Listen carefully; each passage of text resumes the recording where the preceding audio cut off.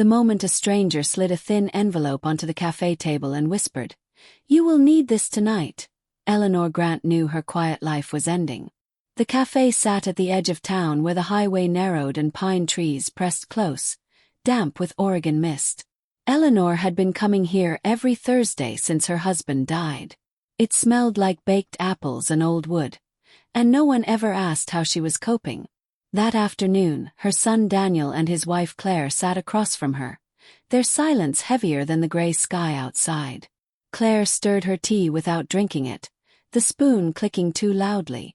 "You should think about downsizing, Eleanor," she said lightly, as if rehearsed. "That land is a lot for one person." Daniel nodded quickly. "We just worry about you, Mom. The taxes, the maintenance." Eleanor smiled politely. "I've lived on that land 41 years, she said. "I know how to take care of it." Claire and Daniel exchanged a look Eleanor noticed instantly. Mothers always did. It was not concern. It was timing. They stood to pay the bill together, leaning close and whispering. Eleanor stayed behind, folding her napkin, when a sudden presence made her jump. A woman stood beside the table, early 50s, iron-gray hair pulled tight. Her coat was heavy, her eyes unblinking. "Eleanor Grant," she said. Not a question. Eleanor's heart raced. The woman placed a thin manila envelope on the table. "You will need this tonight," she whispered. "Do not open it here." Then she turned and disappeared into traffic. When Daniel and Claire returned, Daniel frowned. "Everything okay, Mom?" "Fine," Eleanor said too quickly, sliding the envelope into her bag. Her hands shook. The drive home blurred past forests and small talk about real estate. They dropped her at the gravel drive and declined to come inside. Eleanor watched their car vanish, then listened to the wind in the trees, suddenly uneasy. Inside her old white house, she locked the door for the first time in months. The envelope felt heavy, alive, waiting. Eleanor placed the envelope on the kitchen table and sat across from it as dusk turned to night. The house creaked softly. Finally, at exactly 8:47, she opened it.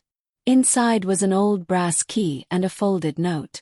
11:32 p.m. Answer. Do not call back. Her throat went dry. At 11:32, her phone rang. A distorted voice spoke her name. "Do not trust your son," it said. "Your husband did not die by accident."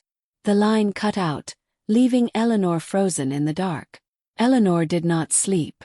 She sat at the kitchen table until dawn, the phone beside her like a threat. When light finally crept across the floor, she knew one thing with terrifying clarity. Whatever killed her husband was not finished. At 8 sharp, a car crunched up the gravel drive. Eleanor stiffened. Daniel did not call first. He never used to arrive unannounced. She watched from the sink as he parked like he already owned the place. "Morning, Mom," he said, walking in with 2 coffees. "You look tired." "I didn't sleep well," Eleanor replied evenly.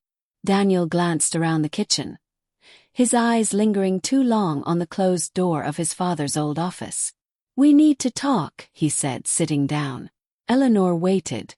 "Claire and I are worried," Daniel continued. "About the property, your health, your finances." Eleanor wrapped her hands around the coffee but did not drink it. "My situation?" she asked.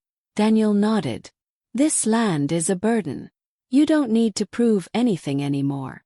The words felt rehearsed, familiar, dangerous. "I'm not a burden to myself," Eleanor said quietly. Daniel sighed. "Mom, this isn't pride.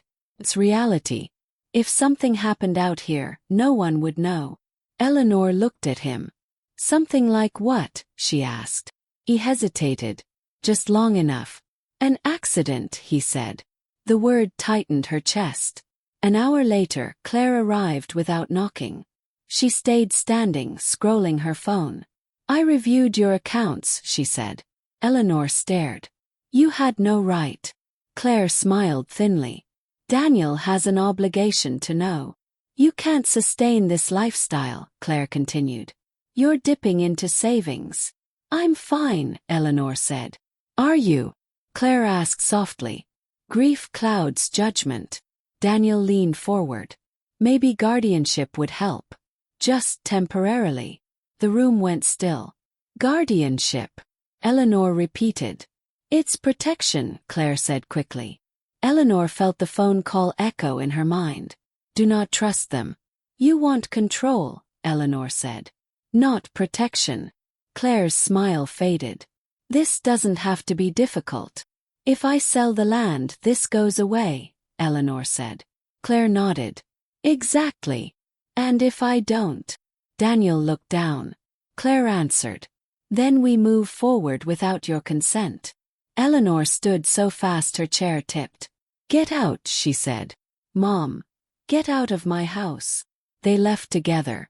Claire already dialing her phone. Daniel glanced back once, not with concern but calculation. Eleanor locked the door, shaking. Finally she understood. They weren't worried about her. They were afraid of what she stood on. After they left, Eleanor did not cry. She cleaned. She washed the cups they touched, wiped the table, swept the floor. When there was nothing left, she stood still and felt the truth settle. Her husband had not been wrong. She went to his office and closed the door. The room smelled of cedar and oil. His desk sat untouched. She opened the filing cabinet. Everything looked ordinary at first. Then she noticed the dates. Documents rearranged, not removed. A man preparing to be understood, not hidden. She found a thin folder behind the deed. Inside were bank statements she had never seen. Cash withdrawals, spaced carefully, always under scrutiny limits. Always ending 2 weeks before his death. Eleanor's chest tightened. Her husband hated cash. If he withdrew like this, it was to avoid a trail. She remembered his late walks, the locked barn, his forced smile. I worry too much, he'd said. She kept digging. At the bottom of the drawer lay a folded yellow paper. Her name was written across the top. Eleanor, if you are reading this, I could not stop it the way I hoped. Her hands shook. Do not ask questions where ears listen. The truth is buried, and silence kept you alive. Buried. The word rang in her head. She turned to his computer. Password attempts failed until she tried the address of the first property he ever owned. The screen unlocked. Archived emails appeared. Criminal defense attorney. Short messages. Confirmations. No details. Eleanor sat back, breath shallow. Why would her husband need a criminal lawyer? She scrolled further. Photos appeared. Night shots of the edge of the land. Tire tracks she didn't recognize. A wooded slope her husband had always warned her away from. She remembered the arguments. It's unsafe, he'd said. Now she understood. He had been protecting her. Her phone buzzed. You are doing the right thing. Do not confront them. Eleanor stared at the message. Unknown number. Her husband had left her a trail, not to accuse but to survive. And now it was her turn. She stayed inside all day, watching the land through windows.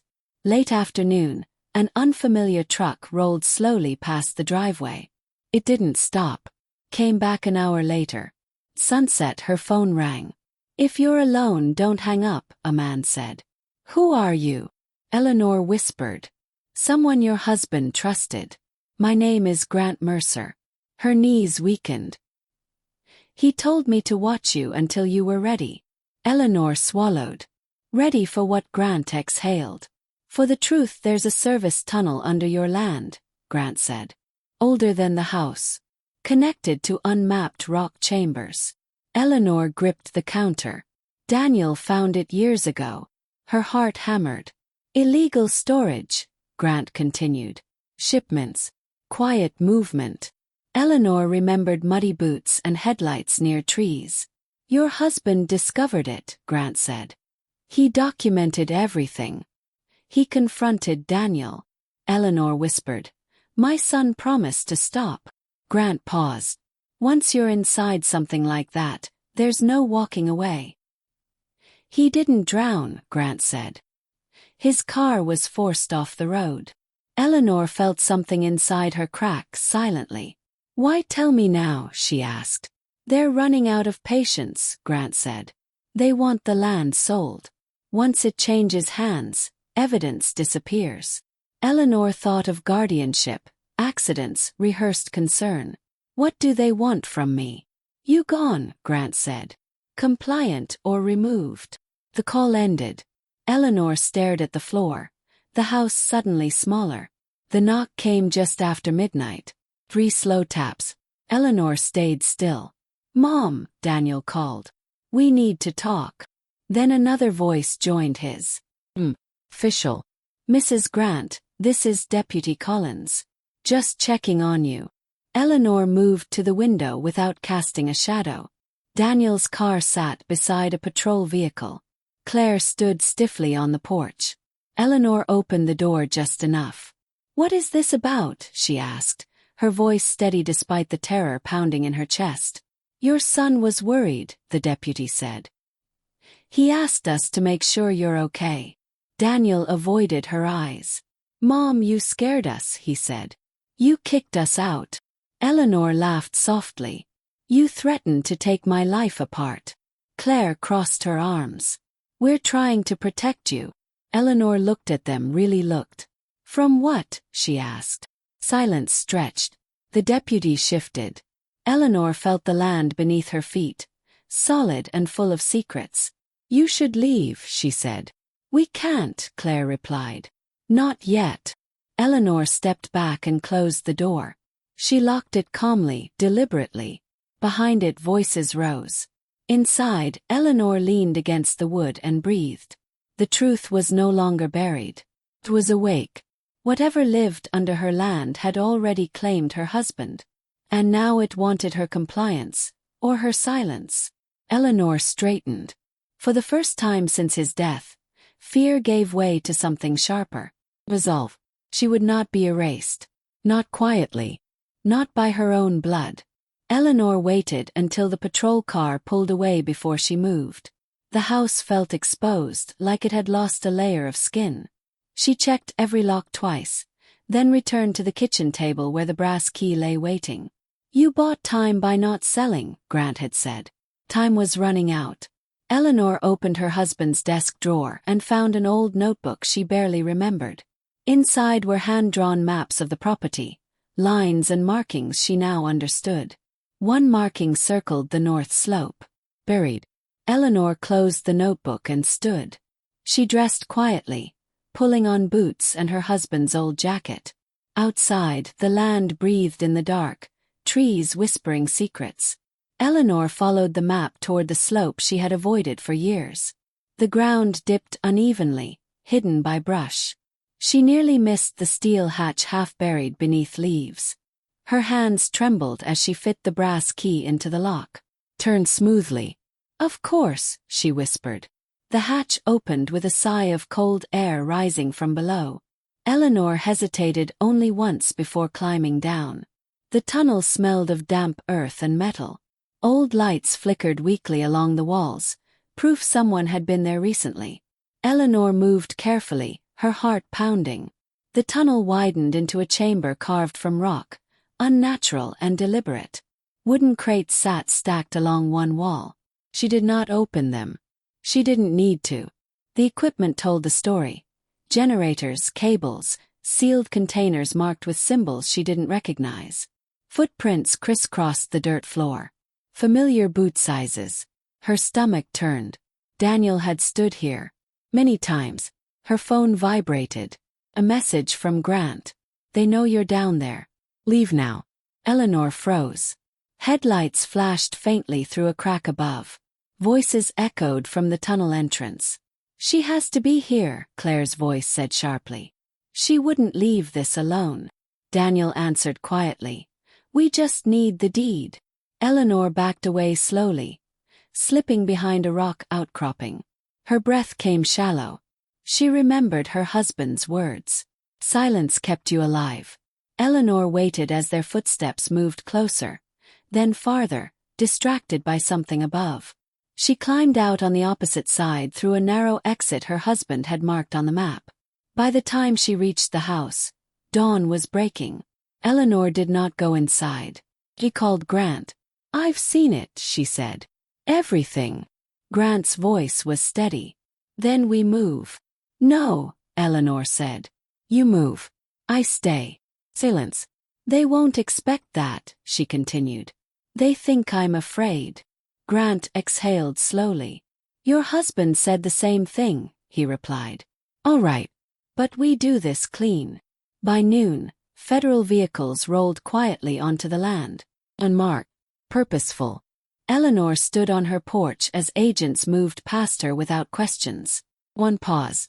Mrs. Grant, he said respectfully. We've been building this case for a long time. Eleanor nodded. So was my husband. The agents disappeared into the trees. An hour later, Daniel's car returned, followed by Claire. Their faces drained of color at the sight of official vehicles. What did you do? Daniel demanded. Eleanor met his eyes calmly. I told the truth. You don't understand, Claire hissed. This will ruin everything. Eleanor stepped closer. You ruined it the moment you chose greed over blood. Daniel shook his head. Dad would have wanted this handled quietly. Eleanor's voice hardened. Your father died because he refused to be quiet. Sirens sounded in the distance. Claire backed away. You think this makes you safe? She asked. Eleanor didn't answer. She didn't need to. Agents approached. Hands were placed on shoulders. Daniel looked at his mother, fear finally cracking through his confidence. As they led him away, Daniel whispered, I never meant for him to die. Eleanor replied softly, but you let it happen. Claire screamed accusations as cuffs clicked shut. The land echoed with sounds Eleanor never thought she'd hear there. When it was over, Grant stood beside her. He bought you time, he said. Eleanor nodded. And now he's finished protecting me. Grant hesitated. What will you do? Eleanor looked across the fields, the trees, the place she had called home for 4 decades. I will stay, she said. Weeks passed. Investigators came and went. The tunnels were sealed. Evidence catalogued. Eleanor attended court hearings she never thought she'd face. Each night, she slept better than she had in years. One evening, she returned to the cafe. The owner smiled without asking questions. Eleanor ordered tea and sat alone. A woman passed her table and paused. You're braver than you know, she said quietly. Eleanor recognized her instantly. You saved me, Eleanor replied. The woman shook her head. You saved yourself. Then she was gone at home. Eleanor stood barefoot on the land, feeling its solid truth beneath her feet. The danger was gone, but the cost remained. She missed her husband every day. She missed the son she thought she had raised. Still, she felt no regret. The land no longer hid secrets. It held truth. Eleanor turned toward the house as the sun dipped behind the trees for the first time. Since her husband's death, fear no longer lived there. Only memory, justice, and the quiet strength of a woman who refused to disappear. Eleanor placed a new lock on the old office door, not to keep things hidden, but to honor what had been protected. She framed her husband's note and set it on the desk. Silence kept you alive. She smiled sadly. Not anymore, she whispered. The phone rang once more that night. It's over, Grant said. For real. Eleanor exhaled. Thank you. He paused. Your husband would be proud. Eleanor closed her eyes. I know, she said and meant it. Winter came quietly. Snow dusted the fields. Eleanor chopped wood, repaired fences, lived. The land felt lighter. One morning, she received official papers confirming ownership was secure. No guardianship, no forced sale. She laughed aloud in the empty kitchen. You tried, she said to no one. The clock ticked steadily. Outside, wind moved through the trees, not threatening, just alive. Eleanor poured herself tea and drank it this time, savoring the warmth, the calm, the simple victory of still standing. On the anniversary of her husband's death, Eleanor walked the property alone. She stopped at the north slope, now sealed and silent. You did good, she said softly. The ground gave no answer, but she felt it all the same. She turned back toward the house, her house, knowing some wounds never close, but some truths set you free. Eleanor had lost much, but she had kept what mattered: her life, her land, her voice. That night, Eleanor slept without lights on. No fear of knocks, no waiting, just quiet. And when morning came, it found her ready for whatever followed. Not as a victim, not as a widow waiting to be pushed aside, but as a woman who stood her ground when it mattered most. The land remained, and so did she. Spring returned slowly, careful not to disturb what the land had survived. Eleanor planted new saplings along the fence line where heavy vehicles had once scarred the soil. A neighbor stopped by one afternoon and asked gently, "You doing all right out here alone?" Eleanor smiled. "I'm not alone," she said, pressing her boot into the earth. "I'm exactly where I belong." The woman nodded, understanding more than she said. Eleanor watched the trees sway and felt something settle inside her. The land was no longer something to defend. It was something to live with. One evening, Eleanor found herself speaking to her husband out loud while washing dishes. "You were right," she said softly. "About all of it." The house did not answer, but it did not feel empty either. She no longer avoided his office. Sometimes she sat there with a book, letting memory exist without pain. Grief had changed shape. It was quieter now, less sharp. Eleanor realized that love did not end when someone was taken. It simply changed its position, moving from presence into purpose. A letter arrived from Daniel weeks later, written in shaky handwriting. "I don't expect forgiveness," it read. Eleanor folded it without finishing. "Some truths don't need answers," she said to the empty room. She placed the letter in a drawer and closed it gently. Forgiveness, she knew, was not something owed. It was something chosen or not. Eleanor chose peace. She stepped outside and breathed in the cool air, feeling no urge to look back. Some doors were meant to stay closed. The cafe became her Thursday ritual again. Same booth, same smell of baked apples. One afternoon the owner asked, "The usual?" Eleanor nodded. "Yes," she said, then added, "And thank you." "For what?" he asked. Eleanor smiled. "For letting people sit quietly when they need to." She watched the window as rain tapped the glass. Life continued in small, ordinary ways. And for the first time in a long while, ordinary felt like a gift. Standing on the porch at sunset, Eleanor looked across the land stretching wide and honest before her. 41 years had rooted her here, but choice kept her now. No fear, no pressure, just resolve. "You didn't win," she said softly to the past. "I did." The wind carried her words away. She turned toward the house, her house, with steady steps. The ground beneath her feet held no secrets anymore. Only truth, hard-earned and fully hers. Eleanor locked the door that night, not out of fear but habit. She set her tea on the table and sat in the quiet, content. Inside the land rested. Inside so did she. The danger had passed, but the strength remained. Eleanor Hayes was no longer a woman waiting to be pushed aside. She was the keeper of her life, her land, and her voice. And this time, nothing and no one would take any of it from her again.